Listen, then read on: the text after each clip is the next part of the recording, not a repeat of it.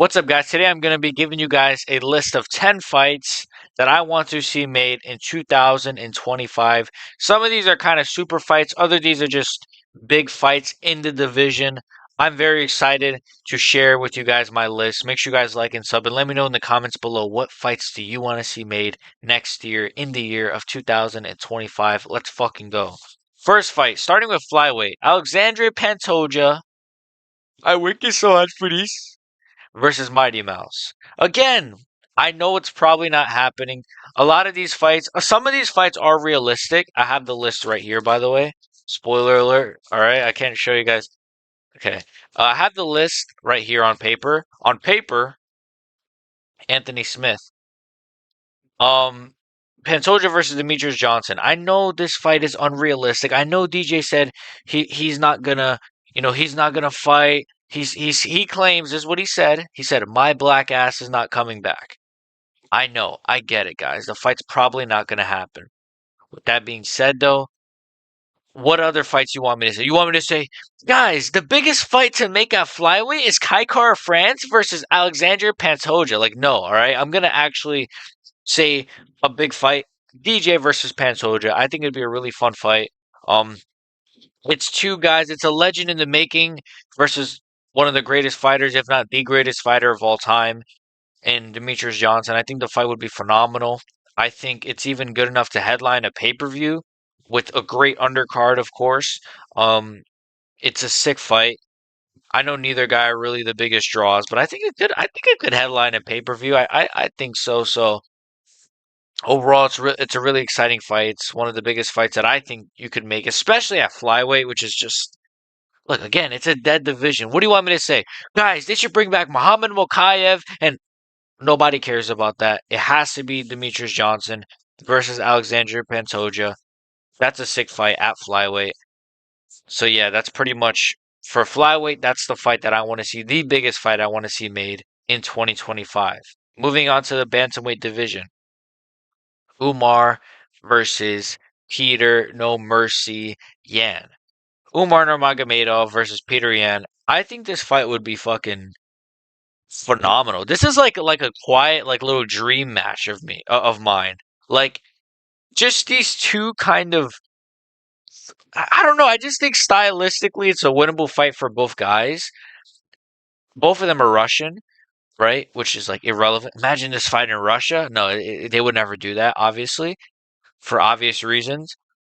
Um, but like this fight is sick, bro. Cause like I don't think Umar can hold down Peter Yan, but at the same time, I don't think he could easily get outstruck by Peter Yan. But at the same time, I think, bro, it's such a fun stylistic matchup. Obviously, this is assuming also if Umar beats Marab, then I think this is like really, really likely. I actually think this is one of the most likely fights on this whole list. There's some other ones that are like a lot more likely, but this is pretty likely because if Peter Yan wins his next fight, let's say it's against Corey Sandman Hagen or fucking Sean O'Malley, which I think he probably wins that fight. I think he beats Sandhagen as well. Whoever it is, whoever Peter Yan fights next, I think he could potentially win and then get a title shot. And if Umar hopefully beats Marab, even though I think Marab is way more entertaining from like a personality perspective, I think he's a lot more funny than Umar and more entertaining. And hey, one more thing, guys, and I think he's pretty funny. Does a shitty skits. I still think Umar is just like fight wise, like he's just a better champion. He's gonna have more fun fights. Um, Umar versus Peter Yan would be that'd be a sick fight. Tell me, guys, tell me in the comments, would that not be a sick fight? Like Umar versus Peter Yan. Like, oh man, that fight is awesome, man. I just there's not much more I can say about it. That's like a bit of a dream fight for me, at least for next year. So let me know, like, I don't know, let me know in the comments if that's a fight you guys even thought of, because that was something I was thinking of. Like, I had kind of a list written down, and this is a fight that I kind of added last minute. I was like, wait a minute, what if like Umar faced Peter Yan? Like, wouldn't that be pretty sick? So I don't know. Let me know what you guys think. So let's move on to featherweight now. Ilia Topuria, of course, the champion, the current featherweight champion. I believe this is very likely. I believe this could probably happen sometime, maybe in the summer, maybe even in the end of the year.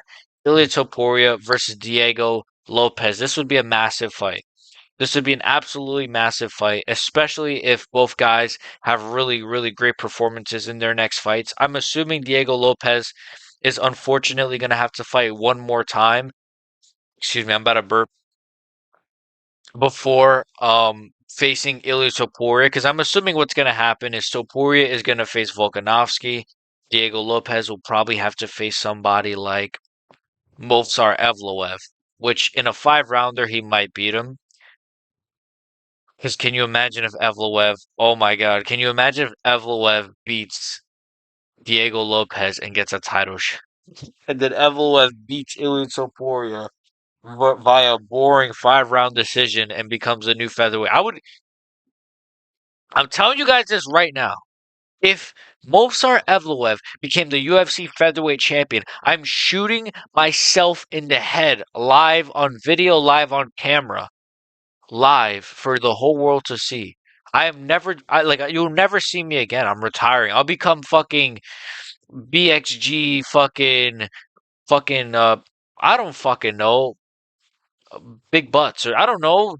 I'll do a channel where I just talk about like white women's butts. I don't know what the fuck am I saying. Ilya versus Lopez. I think that's a really sick fight. Stylistically, it'd be like probably one of the most fun fights of the year, or it really could just end in a knockout. It probably wouldn't even be like a big back and forth. It'll probably just be like Lopez is a bit sensitive on the feet, but he's getting clipped and then he just gets knocked out. I think Lopez could get knocked out. It's like he's chinnable. He's not chinnable. He's hittable. His chin is kind of right there. He is chinnable if that is even a word. Like I don't know. He's not really faced a striker as good as Topuria either. That's the thing. You got to think he's facing Evloev. Dan Ige is a good striker, but Dan Ige is like he's not as good as fucking Topuria, right? Or even like Holloway or Volkanovski. Then then Diego Lopez faced Sadiq Youssef, who's like whatever, and then he faced Brian Ortega, who's like not a good striker at all. So like Diego Lopez hasn't really faced a high level striker, which is why I wish they did him versus Volkanovski first. Because if that fight happens, which it should have happened in February, should be happening in February, but it's not going to.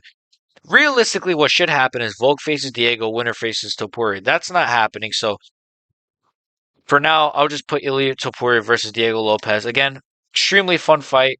Really would be a massive fight, especially if they did it like in Spain. It would be a really big fight for the Spanish community. Like obviously Diego Lopez is Mexican, Topuria is a Spaniard. It would just be an insane fight. Um, I think the UFC should market the shit out of it. They should do press conferences in fucking Mexico and Spain and Barcelona. I don't give a fuck. They should just like really make that feel like one of the biggest fights of the year if and when that happens. So that is my pick for featherweight. And that's why I want to see Topuria face at featherweight Diego Lopez. For lightweight, I want to see Charles Oliveira face Max Bless You Holloway. This fight is pretty realistic. This fight is a really big fight that I mean, stylistically, I feel like I've said that word 100 times. But stylistically, it's a fight of the year contender. It's a fight of the decade contender stylistically on paper. But at the same time, it's just, and these guys have fought before. Like, it's not, I don't really count that, right? Like, this would be technically a rematch, but I'm pretty sure Charles had a throat injury. Pause. You know who else had a throat injury? Mackenzie Dern last night after. Okay, let me stop. Actually, you know who else had a throat injury? Dana White after fucking glazing John Jones. But anyways, Charles versus Max. I think this would be an insane fight. I could see this being one of the best fights in UFC history. I just think like stylistically, I keep saying that fucking word. I just think these guys really match up well. I just feel like the way that Holloway won't get held down by Oliveira. I think he does a good job of getting back up. Um, and he won't get held down by Oliveira. He'll really, really put the pace on Oliveira. But Oliveira's got power. He's a really good striker too. He's dynamic. He could mix in kicks pretty well. Holloway, this could be. I'm just thinking about it now. Like Oh my god, this fight could be fucking insane, guys. Like, I think it's extremely likely to happen next as well. I think this fight could 1000% be both guys' next fight. Most likely International Fight Week, excuse me, which is where Holloway wants to come back. He said he's moving to lightweight, and he says he wants to come back International Fight Week, which is not a bad idea because obviously he just got knocked out, but also like maybe he wants to bulk up a little bit and all that stuff. So yeah, Holloway versus Charles Oliveira, insane fight, probably for the BMF title as well. And yeah, I don't see Holloway getting submitted. I don't really see Charles getting maybe knocked out by Holloway. I get to see it. Ah, man, this is a crazy fight, a 5 round war between Holloway and Oliveira, man. Let me know what you guys think about that in the comments. That fight, probably on this whole list, honestly, that fight is probably like the most fun fight. Honestly, that fight is probably just because there are a lot of grapplers on this list, just because like a lot of the champions happen to be grapplers. So, but yeah, let's move on to the next fight. We're staying with lightweight here, though. Ilya Topuria versus Islam Makhachev. Another one. This, you know what? I said Charles versus Max might be the most fun fight. This one, I genuinely think this is like a super fight. Excuse me. I legitimately think this is a fucking super fight. Like when you really look at it, bro, these guys have become such big stars since winning the belts. And even like on the rise to the belt, even though I feel like, no offense to Islam, I feel like Topuria earned his title shot a little bit more than Ilya did, or Islam did. I feel like Topuria earned his shot more than Topuria did. No, but I feel like Topuria earned his shot a little bit more than Islam did, because Islam, like, he got a title shot off of like a Bobby Green win, I think. Was it Bobby Green or Dan Hooker? One of those. And Topuria got a win off of like an incredible performance against Josh Emmett, while also previously knocking out Bryce Mitchell. There was really no other featherweight contenders. Like, so I think him versus Islam. This is one of those fights that just, both guys have been on a fucking tear, bro. Like Islam, to be fair, I feel like Islam is kind of not as dominant as Topuria. Like, yes, he knocked out Volk. Yes, he submitted Oliveira. Yes, he submitted Poirier, but Poirier fight was a bit of a war. The first Volk fight was a bit of a war. Like, the Volk he knocked out was coming off of the couch. You can't really say the same about the Volk that Topuria knocked out, because that was a more fresher, more prepared Volkanovski. Yes, he was coming off of a head kick loss, which is why I think he'll probably do better in a rematch against Topuria. But yeah, this fight is just insane. I feel like I really wouldn't even know who to pick. I might pick Topuria if this fight were to happen. But then again, Islam Makhachev, man, he's submitted Charles Oliveira. Like, who submits Charles Oliveira? Like, nobody. So it's like, yeah, styles make fights, though, and stylistically, I think both guys have a really, really good pathway to victory. I think this would be one of the biggest fights in UFC history, especially if it's marketed well. I think it'd be very heated as well. Like, I think Topuria is already kind of beefing with the kind of the Dagestani kind of fighters. Like, he's kind of beefing with all those guys for some. Like, Umar has been talking shit about him. Islam Makhachev has been talking shit about him. They've all been like talking a lot of shit about Topuria, and he's obviously been like rebuttaling back. So I think this fight would be massive. I think this fight would actually sell really good numbers, especially if you put a good undercard under this fight. This fight could be one of the biggest fights of all time. So not just in UFC, but is it crazy? Combat sports? No, maybe not in combat sports, but definitely. You know what? This could be one. If they like, my voice just like, wow. If they if they really like marketed it well, and like the build was like really good, and let's say like Makachev smokes Arman Sarukian, Topuria maybe he smokes fucking Volkanovski again, maybe then smokes Diego. Dude, I'm telling you, this fight would be one of the biggest fights in the history of combat sports. I'm telling you, bro. The trash talk would be really good too. Like, Topuria is a really good trash talker. He's gonna talk so much shit about Makachev. Makachev's gonna be like, brother, brother, you got no grappling, brother. Who you coach, brother? You got black belt, why, brother? And Topuria will be like, I go to knock out Makachev and bring the belt back to Spain, and however he fucking talks. So This fight would be insane. And yeah, that's pretty much it for lightweight. There's a lot of, I mean, lightweight is my favorite division, so there's a lot of like kind of dream fights that I can make at lightweight. There's a lot of fights that I can be like, what if you did Holloway versus him, or even Conor McGregor, who we'll talk about him at the end, but Conor McGregor is not really on this list. Kind of, he kind of. We'll talk about him at the end, but yeah, that's pretty much it for lightweight. So we'll move on to welterweight. Um, Islam Makhachev. We're gonna stick with Islam Makhachev this time.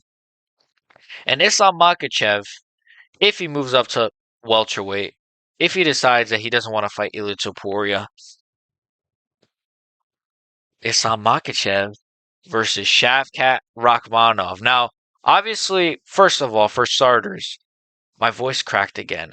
Islam Makhachev doesn't want to face Bilal Muhammad, or Bilal doesn't want to face him. It's this weird thing. To be honest, I think it's more Bilal doesn't want to face him, but Makhachev probably doesn't give a fuck. He's like, brother, I fight anybody, brother. Like, he'll probably fight him, but Bilal just doesn't want to fight him. So, and I'm assuming Shavkat probably beats Bilal, but honestly, I don't know because Shavkat didn't look good in his last fight at all, in my opinion. He should have smoked Ian Gary, and he had a back and forth war, it was like a war, but it was the most boring war you've ever seen. Like Shavkat, like stocks have dropped very low for me. I'm sorry. So if Shavkat beats Bilal Muhammad, him versus Makhachev, that's something. That's something that my cock is like. I'm sorry to say that, but bro, that is a fight. That's a real fight right there. The striking, both guys are really good strikers. Obviously, I think Islam is a better striker than Shavkat. Um, he mixes it up better, and stuff like that. Obviously, Shavkat has a fucking wheel kick, good for him. But like, no, like Makhachev is just he's better at mixing in the martial arts, especially on the feet. With that being said, the grappling, he wouldn't hold down Shavkat, I don't think. I mean, fucking Ian Gary did, but let's say Shavkat doesn't have a torn MCL. It would be a close fight, man. It would be a really close fight. I probably would pick Makhachev, but it'd still be a close fight. It'd still be a really good fight to see at welterweight. Really, not too much to say here on this one. It just would be a really good fight. On like seeing that on paper, you're attacking my family. Seeing that like sort of on a fucking screen or whatever the fuck, like Makachev, Shavkat. That's one of those fights that is just insane to even think about. So that's pretty much the fight that I want to see Islam Makachev have at welterweight if he were to move up. Now we're kind of gonna stick with welterweight, but we're gonna kind of move on to middleweight here. So Bilal Muhammad, don't think I forgot about you. I want to see Bilal Muhammad against Dricus du Plessis. So obviously this is a fight that could happen. Bilal Muhammad is obviously a welterweight, but he's very, very big for welterweight. And he doesn't look the best on the scales either. So I think Bilal Muhammad moving up to middleweight could be possible, especially if he defends against Shavkat, maybe defends against JDM, maybe even a Kamaru Usman. I think it's a possibility. It probably won't happen this year, but if it were to, this is the fight I'd like to see. Dricus du Plessis versus Bilal Muhammad. Just thinking about it is pretty goofy. Like both guys are like good, but they're kind of goofy in a way that like more so Dricus. I think Dricus is a better fighter than Bilal, so I would pick him in this fight.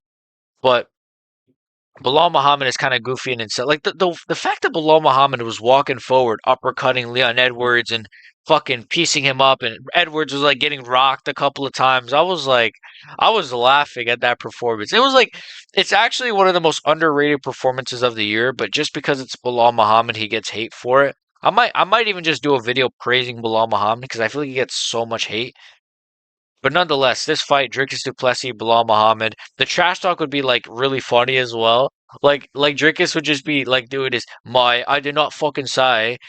I can't do South African accent, but his trash talking would be really funny. And Bilal Muhammad, like, so what? You think you're gonna beat me or what? It would just be really funny.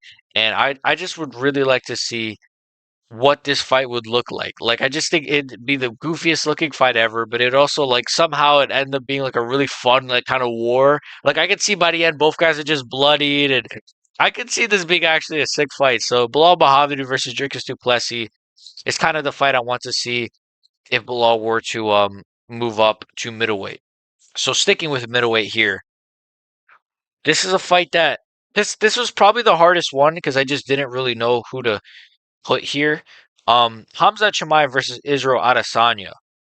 So I was kind of torn. I was gonna maybe do Hamza versus like Pereira, like maybe Hamza moves up to light heavyweight, or I just didn't like that. And then I just feel like there's not too many great names at middleweight that I want to see Hamzat face because I just think he beats all of them. I was even considering doing Hamzat versus Anthony Hernandez because I'm just like, well, he's a pretty good grappler and maybe, but Hamzat versus Israel Adesanya, I think this is extremely likely. I actually think this is like this could happen if Hamzat wins the belt, which I think he could, but I'm actually probably one of the few that thinks Dricus is going to win.